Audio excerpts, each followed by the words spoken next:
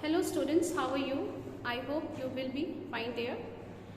In a previous lecture, we were discussing about the chapter nervous system, and we were discussing about the topic neurons, structure of neurons and chemical coordination, how the impulses are passes throughout the nervous system, that is from the brain, from receptor to the brain and muscle and gland, that is the effector part. Okay, so we were also discussing about the structure of neurons, the three basic part of the neuron, that is the dendrite, that is, the second part is cyton, and the third part is axon. Okay, we were also discussing about the function of that basic parts, that is what is the function of dendrite, what is the function of cyton, and what is the function of axon. So cyton dendrite just receives the impulses, cyton just manipulate or interpret, analyze the message and passes through the axon, and axon just send to the next neuron. Okay, so in this part we are going to discuss about the structure of brain, or first before going to the detail about the structure of brain, first we just classify the brain. So brain, human brain has a three part: forebrain, midbrain and hindbrain. Forebrain means front brain, midbrain that is middle brain, and the hindbrain that is a backward part of the brain, just back part of the brain. So forebrain is connected to the midbrain, midbrain is connected to the hindbrain. Okay, so the forebrain has a three part: olfactory lobe. Olfactory lobe is generally for sensation, sense of smell. The function of olfactory lobe, that is the sense of smell. So we are just writing here the function of olfactory lobe is sense of smell.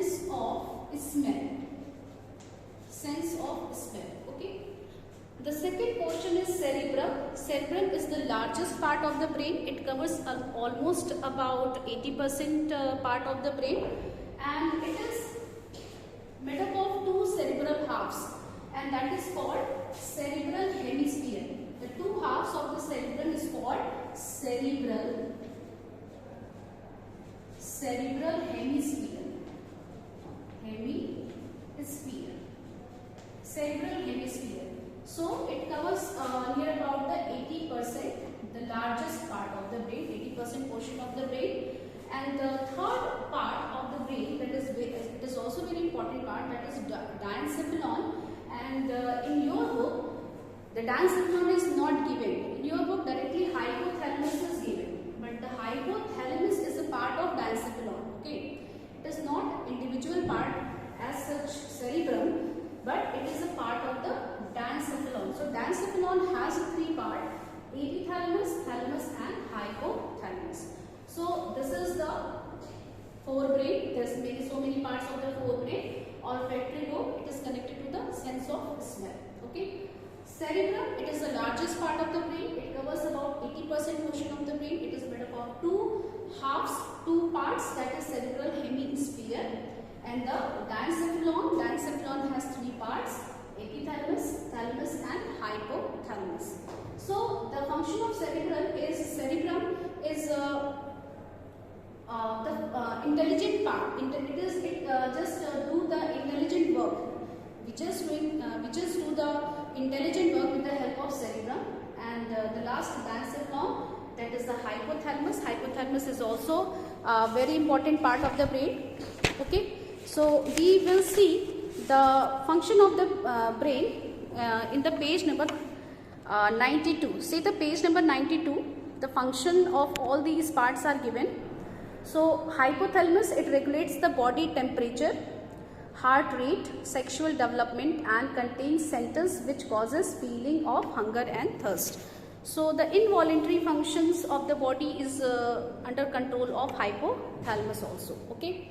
So the second part, the midbrain part of the brain, it has a two part: olfactory lobe and cerebral peduncle. It is also not given in your book, but the midbrain also has a two part, optic lobe and cerebral peduncle. So optic lobe generally related with the sense of vision. Sense of vision. And the cerebral peduncle is also help in the vision part. Okay. The last back part of the brain is called hindbrain. Hindbrain has a three part: pons virilii, cerebellum and medulla oblongata. So pons virilii just connect the cerebellum and medulla, and the cerebellum basically it is related with the balance of your body. Its main function is to maintain the equilibrium of your body. Okay, while walking, while sitting, while traveling. So it is basically related with the body's equilibrium. Body's equilibrium. And medulla oblongata, it is also very important part. It is related with the body's involuntary functions like your heartbeat, your kidneys, your lungs, how they work, your digestive system, how they work. So the involuntary actions of your body is controlled or under control of medulla oblongata. So involuntary functions or action, involuntary action.